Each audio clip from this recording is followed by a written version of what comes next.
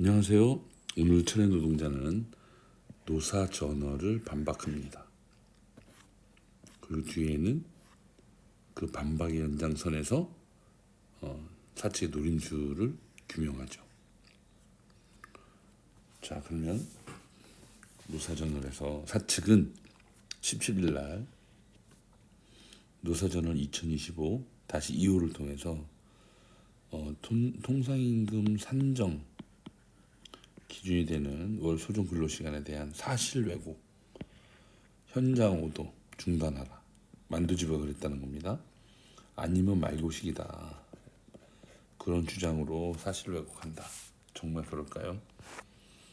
사측이 통상임금 작년 12월 19일 대법 판례에 따라서 통상임금을 확대 적용하면서 전과 다르게 두 가지 투트랙을 만듭니다. 하나는 법정 통상임금, 하나는 약정 통상임금. 법정은 243.3시간, 약정은 240시간. 이래 놓고 유리한 걸 적용하겠다는 얘기입니다. 근데 실제로는 99%가 법정을 적용하는 겁니다.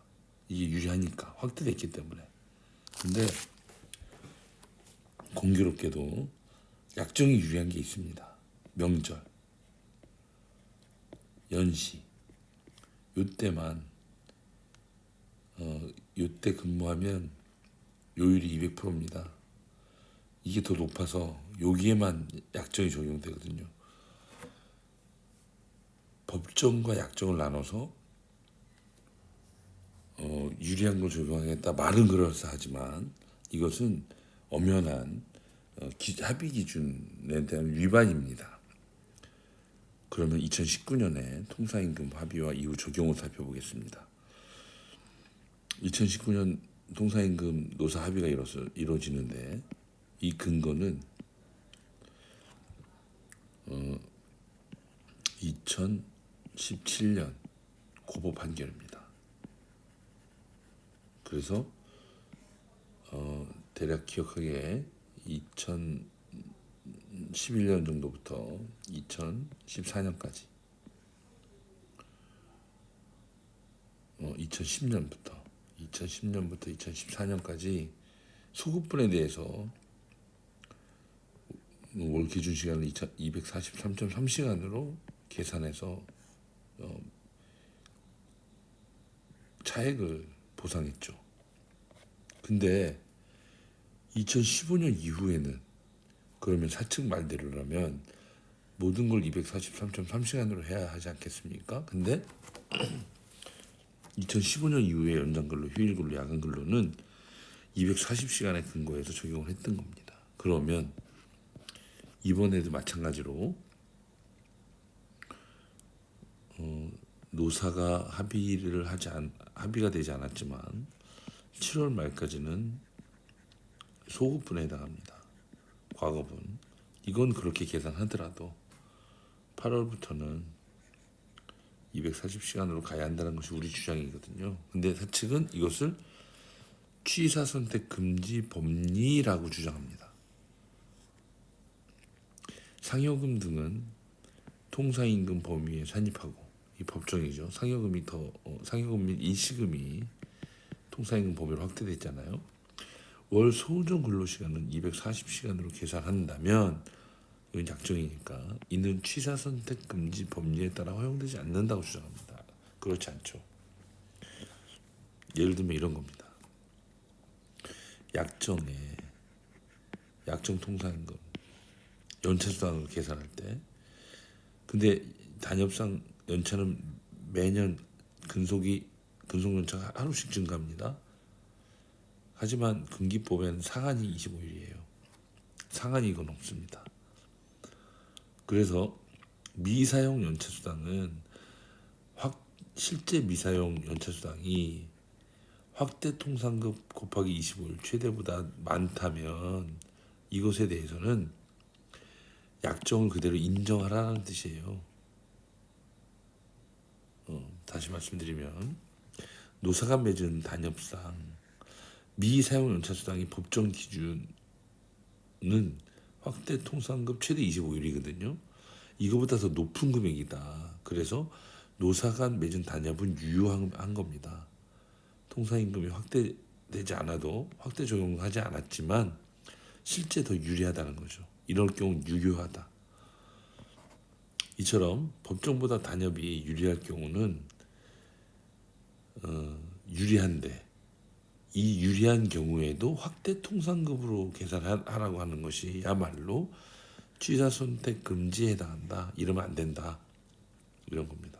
따라서 연시 및 명절 특근을 확대 통상급으로 적용하라는 것도 취사 선택 금지에 해당하는 겁니다. 연시와 명절 특근은 더 유리하거든요. 약정이 요율이 더 높아서 이럼에도 불구하고 확대 통상급으로 적용하라는 주장은 취사 선택 금지에 해당한다는 겁니다. 근데 이 240시간은 전혀 그렇지 않죠. 자, 노림수 보겠습니다. 이처럼 노사간 맺은 약정, 이거 단협인데 약정 중에 법정에 미달하는 것만 무효입니다. 이것은 강행으로 법을 지켜라 이거예요. 하지만 상회하는 것은 유효합니다. 말하자면 240시간이 월 기준 시간, 이건 유효하죠. 법정보다는 유리합니다. 이걸 뭐라고 하지 않는 겁니다. 근데 얘네들은 유리한 것도 동일하게 맞춰야 한다. 오히려 역취사 선택입니다. 역취사 선택. 사측이 하고 있는 거는. 그래서 시급 기준 시간 240시간은 노사간 맺은 단협이고 법정 기준에 미달하는 것이 아니므로 그냥 그 자체로 유효합니다. 다만 그 소급분에서만 243.3시간을 사용하면 되는 겁니다. 결국 이 사측의 논리는 비약이며 빈틈입니다. 이렇다 저렇다 이걸로 논쟁하는 거, 이걸로 법정으로 가게 되면 3년 걸린다 이 뜻입니다. 그러면 왜 사측은 노사협의였을까? 만도노조가 요구하고 사측이 수용한 것처럼 보였던 전사노사협의, 그 시간으로 돌아가 봅니다. 다시 강조하지만 확대 통상금 적용을 교섭에서 다루게 되면 말이죠, 단체 협약 중 통사임금 항목이 추가됩니다. 단협에는 통사임금은 무엇으로 한다라고 되어 있거든요. 근데 여기에 상여금 150%, 그 다음에 각종 일시금 이런 것들이 다 포함됩니다. 이걸 나열해야 돼요. 근데 이걸 나열하면 상여금이 자동 인상되는 독특한 단협을 갖고 있죠. 그러다 보니 사측은 이 교섭에서 다루면 이 연쇄적인 문제들이 발생하기 때문에, 또 이런 요구가 노조의 요구로 당연히 더 강하게 제기되기 때문에 꼴꼴한 상황을 피한 겁니다. 그중 좋은 방법이 노사협의회였던 거죠. 보통은 근데 노사협의회를 합니다. 해결이 안 돼요. 그러면 이게 교섭이 1년에 한 번씩 있지 않습니까?